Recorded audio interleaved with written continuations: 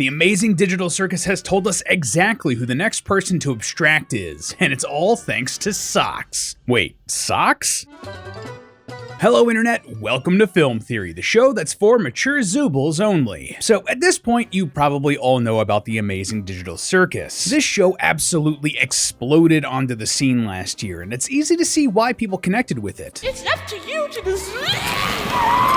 Jax! What? I thought we were supposed to capture all the ghosts. It's funny, thoughtful, gifable, and most importantly for us, theorizable. And today I want to once again throw my hat into the ring. You know, funnily enough, this was originally going to be a mini theory, just a little something extra I wanted to put out because of some interesting stuff I noticed in episode 3 of the Digital Circus. But, well, you can see the runtime of this episode. It's a full-length theory, baby. See, in the 3 episodes we've gotten from the series so far, there have been a lot of little hints about the backstories for this lovable cast, and in episode 3 we got a lot, even from subtle hints or offhanded comments. Like, take a listen to this line from Pomni. I knew it would end up like this! He just wants me to suffer. I really am in hell. Did you catch that? Pomni knew it would end up like this? He wants me to suffer? Who's he? Like, you might think it's Caine, but it doesn't really track with what Pomni said about Caine in the past. And how did she know it would end up like this? Like, Gooseworks has said that characters remember their previous lives, it's just their names that they forget, and this line implies that Pomni not only knew what she was getting into by putting on the headset,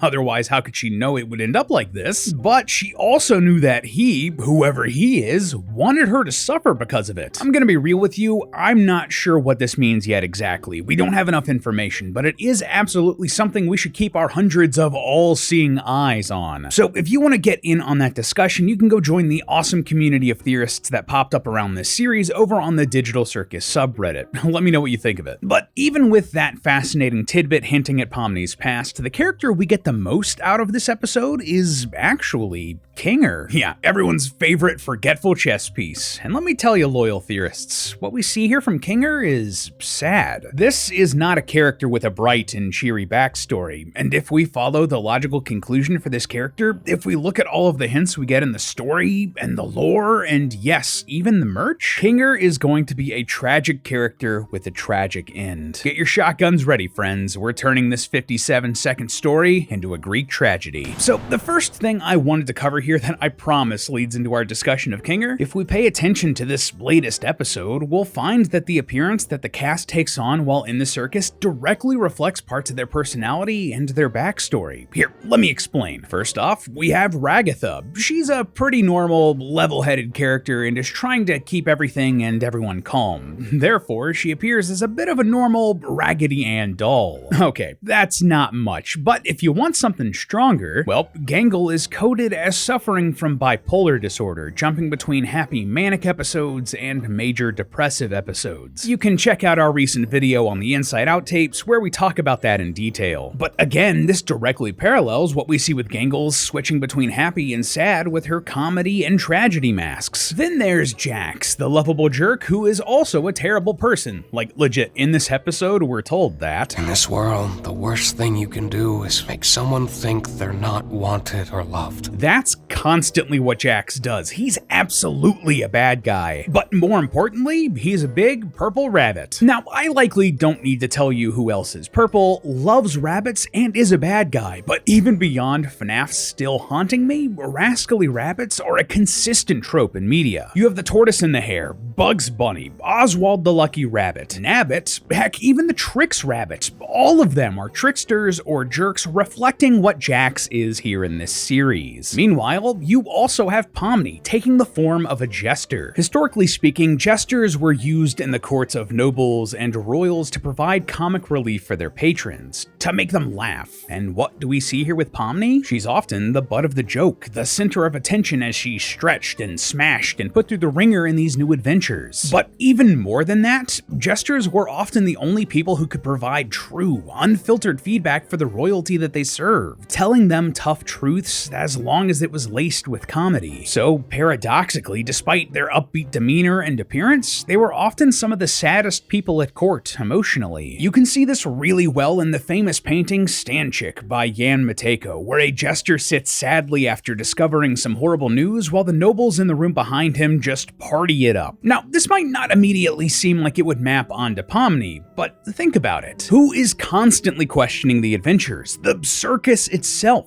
Who doesn't want to play along because they think the system is broken? What time period is this supposed to be again? The NPCs aren't gonna become self-aware in this one, right? I hate this stupid adventure! Pomni, just like a jester pointing out that the king has no clothes. But all of that being said, the clearest parallel here is Zooble. See, Zooble has an ambiguous gender identity. When asked if they were non-binary, Gooseworks said that Zooble isn't sure what they are. While the script uses they for Zooble, Zooble is comfortable with any pronouns, and some concept art humorously labeled Zooble's gender as Zooble. Now, far be it from me to talk about someone's gender identity, I'm going to stay in my lane. But according to research, many trans, non-binary, and gender-fluid folk often feel body dysmorphia or gender dysphoria related to their gender identity. This is being directly reflected as a metaphor with Zooble's arc in the Digital Circus. They're unhappy with their body, uncomfortable with their limbs, and despite trying to switch out parts to find something that works for them, to the point that every time we see them in the different episodes, they have a different combination of limbs, they just can't. I hate this body. I hate all these stupid removable pieces. I just want to find something that feels good. Also, it's played for laughs here that Caine just can't comprehend this struggle, but it makes sense, doesn't it? If Zooble is gender fluid or on the non-binary spectrum, well, Caine is literally binary. He's made up of ones and zeros. He can't understand this human struggle, and that struggle is being reflected in Zooble's Digital Circus counterpart. It's great storytelling. Regardless, all of this is to say that if this applies to the rest of the cast to varying degrees, it should also apply to Kinger. His appearance should directly reflect parts of his past and his personality. So,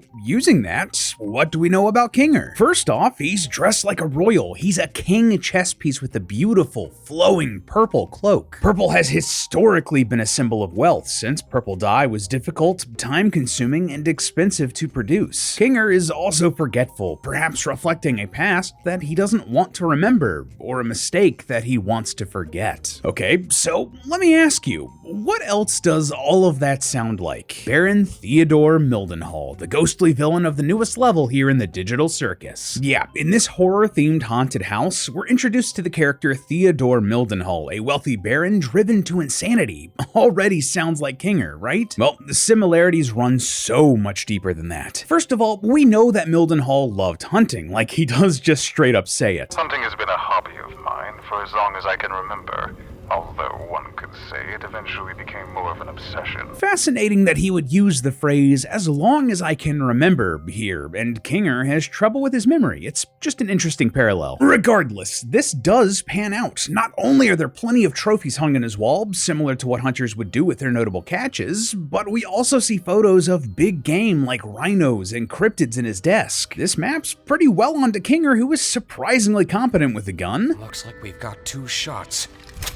Let's make them count. And we see him hunt and kill a fly in this episode. There's a fly in here. Don't you think that's making a lot of noise? Oh god, there is a fly. And gotcha! Plus, that fly was a flying, buzzing creature with wings and weird eyes, exactly like the angel Mildenhall hunted. What was that? What's what? As Mildenhall became more obsessed, he also became more paranoid and jumpy. Jumping at every shadow, every noise. And this also describes Kinger to a T. Just cue a montage of him jumping or getting scared by things he didn't expect. Oh, Jax! And all of that is without mentioning that some of Kinger's thoughts are literally finished by Mildenhall on these tapes. That wasn't so bad. Which is what I would be saying if I didn't know that the creature was actually one of God's angels. There is no doubt a connection between these two characters. Secondly, the way Kinger reacts to a lot of the situations here in this haunted house is really suspect. Like he's either trying to remember his past or desperately trying not to. For example, when he first hears the Baron's backstory, it seems to jog something in Kinger's memory, but he can't quite grasp it. You know, I'm starting to think Then, when the lights fully go out and Kinger's able to remember more clearly, what's the first thing he does? What happened? I just remembered a really funny joke. Why did you scream then? Maybe it wasn't actually that funny. He instantly remembers something that makes him scream, tries to play it off like it was a joke, but then concedes that maybe it wasn't actually that funny. Was he remembering something horrific from his past? Like something similar to Mildenhall? Finally, the cinematography of this episode really makes a point to drive a parallel between Mildenhall and Kinger, like just from the way the camera decides to linger on characters and when it does so. Take a look at this sequence. I took it upon myself to spend every waking moment doing all I could to protect my family from the creature, hoping that when I'd eventually killed it, I would be freed from this awful feeling. It cuts to Kinger the second it talks about protecting his family. Likewise, here when describing the creature that Mildenhall was obsessed with, the camera distinctly cuts back and forth between the angel and Kinger. Not quite a man, but not quite an animal. It's going out of its way to create this connection. So, okay, if Kinger is basically Mildenhall, and Mildenhall is being haunted by this angel, what's haunting Kinger? What's driven him down this spiral? Well, just like Mildenhall, I believe that Kinger is the reason that his wife died. Again, the cinematography really drives this home. I ended up shooting the love of my life, mistaking her for the creature. The shot immediately shifts to Kinger when it talks about shooting the love of his life. And what's more, we know that Kinger has already mistaken the angel for his wife. You look beautiful, honey. So it's not a stretch to think that, just like Mildenhall hunted and harmed this creature and was banished to hell for it, all while his family fell apart, so was Kinger. But perhaps the best bit of evidence for this, when Pomni and Kinger are dragged down to hell and Pomni is possessed by evil spirits, what do they say? How's your wife, Kinger? They're taunting Kinger with this. He's the reason his wife got hurt, the reason she quote-unquote died. Even if these characters are not exactly the same, their stories are not completely identical beat for beat, there are clearly parallels. There was a reason Kinger was on this adventure and not like Gangle or Ragatha or Jax. But how? Why? What is the purpose of all of these parallels with Kinger? What is this trying to tell us about him and his past beyond the metaphor? Well, it's tragic, but I believe that Kinger may have gotten his wife to join the circus. Maybe it was to save her from some sickness or some disease or some tragic accident, to copy her brain into this computer so it could live on. But either way, it backfired on Kinger big time. And like, it's not that this just fits with Mildenhall's story. In my attempts to protect her, I ended up becoming the monster myself. But it also fits with what little we know to be 100% true about Kinger's origins. See, in a previous theory, we speculated that Kinger used to be a QA developer or bug tester for CNA, the company that made the Digital Circus. But as we've gotten more information, I don't think that that's the case anymore. All of the flags that we noticed about bugs and insects were actually pointing to his wife's interests, but that doesn't mean that Kinger didn't work for CNA. And I actually believe he was a higher up at the company for a few reasons. Firstly, I explained earlier that I believe Kinger was a wealthy person before joining the circus. That would make sense if he was some sort of big shot at a tech company like CNA. But in this episode, we also got this tidbit. 7 years of computer science for this, huh? I don't know about you, but that really stuck out to me, and we know for a fact that this 7-year time frame is important. See, over on the Digital Circus subreddit, user Nerd the Scourge noticed that this timeline wasn't consistent in all of the dubs of the show. In English, German, and Vietnamese, Kinger says 7 years, but in most other languages like Spanish, Japanese, and French, he says 4 years. That's the time frame you'd expect to get a bachelor's degree at university, so that makes sense for being in computer science, right? But here's the thing. In the comments of this thread, one of the actual translators that worked with Glitch for the German dub left a comment. User I Am Proud of Reddit explained that the script that they were working with originally said 4 years, but was changed to 7 years shortly before release. They assumed that most of the other dubs just didn't have time to record the new line, thus the discrepancy between the languages. But more importantly for us here, Gooseworks and Glitch originally had one timeline in mind, but made a point to go back and change it. They thought that this 7-year time time frame was so important that they had to go and make a last-minute change. Assuming that this is how long Kinger studied computer science in college, that's a long time to be going to school. Like, that's how long you would be studying if you were getting a doctorate degree, as in Kinger would be a doctor of computer science. Dr. Kinger. That would make him an attractive candidate at companies like Google or Microsoft, or say a developer like CNA, almost certainly in a high position. Once more, we can also piece together a rough timeline here. In a previous theory, we speculated that the Amazing Digital Circus was straight up set in the 90s due to all of the ancient-looking computer hardware, but that's probably not the case. In this episode, we see a grave outside of Mildenhall Manor that reads R.I.P. Peggy 2019 to 2022. So while this may be a game from the 90s, clearly time has continued on, and this story is almost certainly set in the early 2020s. According to Gooseworks, we know that Kinger is 48 years old. If we assume the series is set in about 2020, that Kinger went to college when he was 18 and spent 7 years studying there, that would mean he would have graduated in the late 90s, the perfect time to join or found a game developer like CNA in the late 90s. Kinger knew about the circus before joining the circus. He knew what he was getting himself and his wife into, but perhaps he didn't understand the torture they'd be under, the constant torment and insanity they'd be forced into, the abstraction that awaits them at the end. If he wanted to save his wife, like we speculated here today, then that would just add on to the guilt. He didn't end up saving her, he ended up killing her, just like Mildenhall and his wife. So that's Kinger's tragic backstory, but what does this tell us about what comes next? Well, after this episode, I think it's clear that Kinger is going to abstract, and it's going to be soon. First of all, he has death flags up the wazoo, like indications that he's going to be on the chopping block. I mean, how many characters have suggested that he's basically on the cusp of abstraction and that they're surprised that he hasn't yet? I mean, no offense, Kinger, but I always thought you would be next. Thank you. And drawing parallels with more of Mildenhall's quotes, he says, If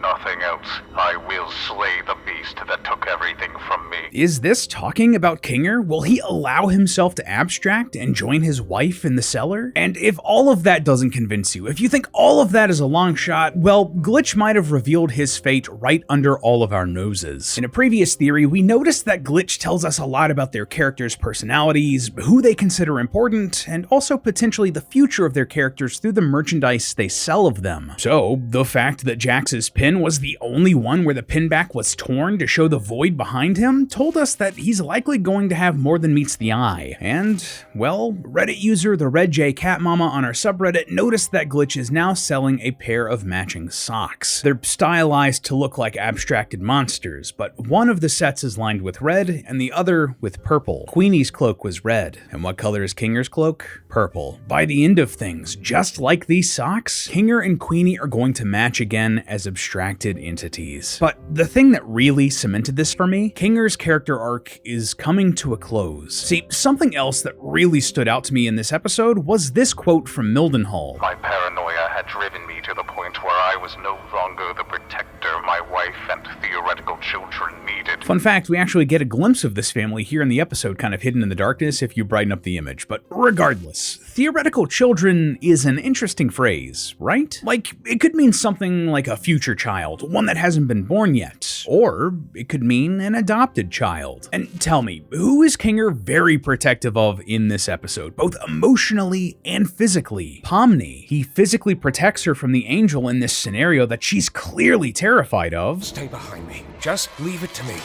I can handle this. But he's also treating her with kindness, trying to help her process this awful situation she's in. Like, just listen to this. Sometimes it all just feels pointless, but it's not. Not if you have people who care about you. Cherish the people around you. You never know when they'll be gone. That right there, that's Kinger doing his best, intentionally or no, to prepare Pomni for what's to come. Teaching her that even if someone's dead, that they're gone, while that's sad, it's going to be okay. And if you die, if you're the person who's dead and gone, as long as you made a positive impact, even just on one person, then you've done what you've needed to. Don't worry about me. As long as you remember it, things will be okay. And finally, what does Kinger do here to help Pomni out of this horror show, out of this literal afterlife like hell? He holds her hand and guides her through it. You're very strong, Pomni, and I know you'll be able to get through this. Just hold on to me. We'll get through it together. He even glows like some sort of guardian angel transcending to the next life. Glitch could not be more clear about this if they tried. Kinger is going to abstract and soon, and he's going to join his wife in the afterlife of the cellar. They'll be together once again, and even though it will be sad to lose Kinger, it'll be okay, because as long as Pomni and the rest remember him, he'll never really be gone. But hey, that's just a theory. A film theory! And cut!